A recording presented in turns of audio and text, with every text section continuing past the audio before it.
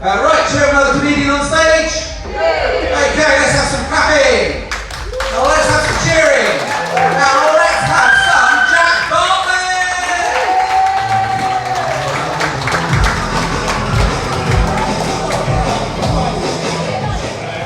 Hello, everyone.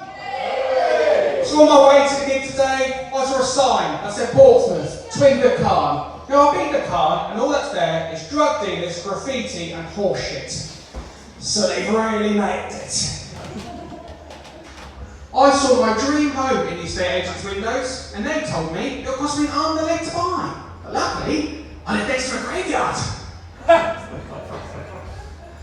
Countries are beginning to advertise for sales nowadays, which really annoys me, because they're very rarely true.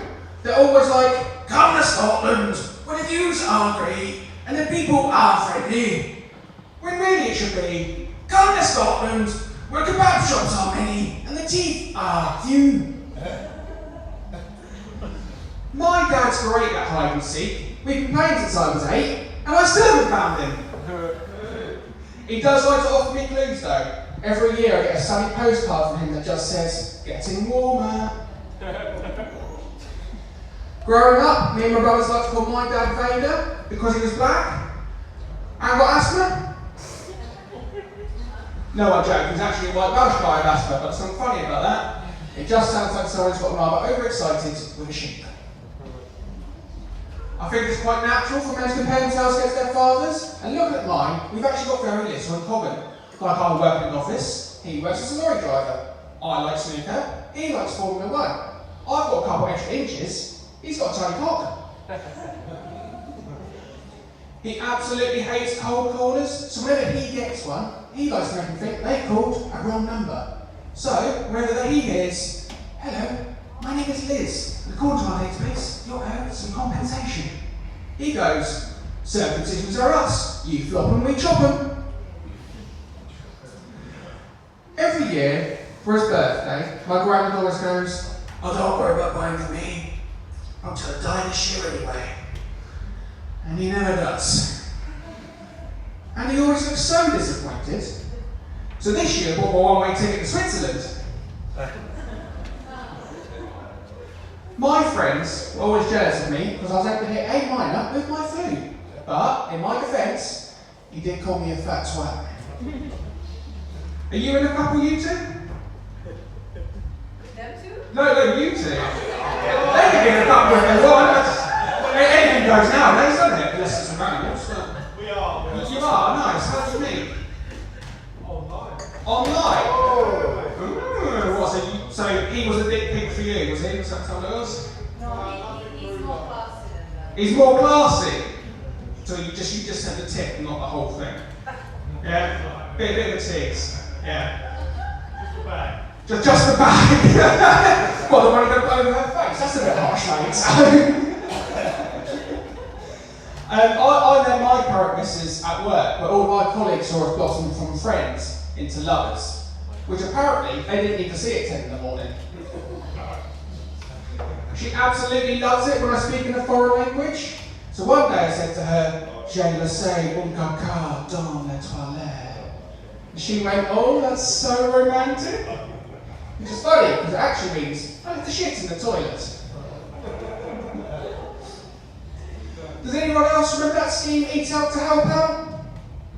Yeah? I did that loads with my missus, and she still refuses to cook my dinner. It's a family eating joke. So I've recently become a parent, and people give me advice. One of them being is to always follow your gut, because it's often right. So, when my daughter was having a 2-hour meltdown, I followed my gut and fucked off to the dogs. Another piece of advice I've been given is try to have a nappy brat to see which ones you get on with. So naturally, I've tried Pampers, I've tried Huggies, I've even tried Little Zone brand, all of which I found useless. None of them fit me. I think the most scary part of the whole child process was the childbirth, because it was wonderful, yet scary. Wonderful, because I got to see my daughter being born, but scary, because no one told me she would come out purple. So, when my daughter was born, my first thought wasn't, isn't she beautiful? It was, fuck, my partner's had an affair with Barney the dinosaur. quite an awkward experience for me. And when I'm in awkward situations, I like to make jokes to alleviate tension. My problem is the timings of these jokes. When you have to be induced to go into labour. And when they do this, use a large metal hook to pop the embryonic sac. So, when the nurse put the hook up there, I couldn't help myself but go, if you hook a duck, it's a prize every time. Anyway, when my daughter was born, I promised myself I'd never become a deadbeat dad. You know, a deadbeat dad who contributes very little to their children, has nothing to do with them. Instead, I'll be a semi-deadbeat dad. Well, I don't think a normal deadbeat dad does, but with a semi. Has anyone been abroad this year? That's true. No?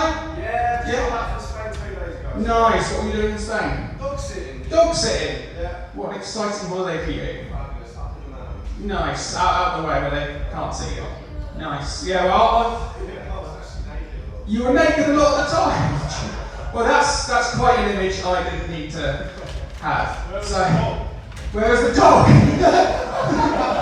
Where were the dogs, man?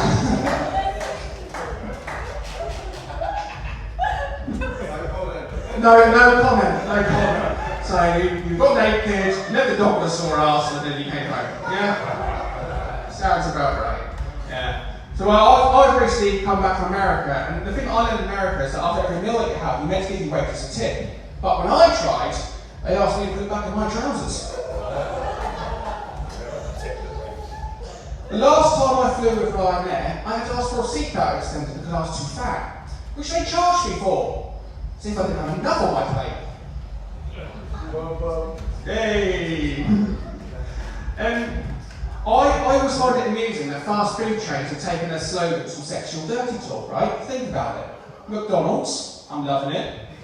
KFC, it's finger looking good. And Burger King, it takes two to hold a Whopper. And realising this, it now makes perfect sense why my partner calls her fanny Subway. Eat fresh.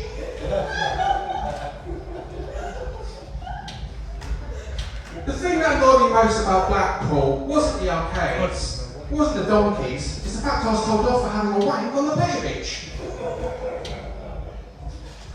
I've been banned from my local leisure centre as they received numerous complaints about my swimming technique. I just thought rubbing people's nipples is what you did for breaststroke. And I'll leave you on this one. I find it weird how you do certain things at some ages but not to others. Like if a 4-year-old runs around at the beach in just their knickers, no one bats an eyelid. But when I do it, I get asked where I got a 4-year-old's knickers from. I've been Jack Bartlett, thank you for your time.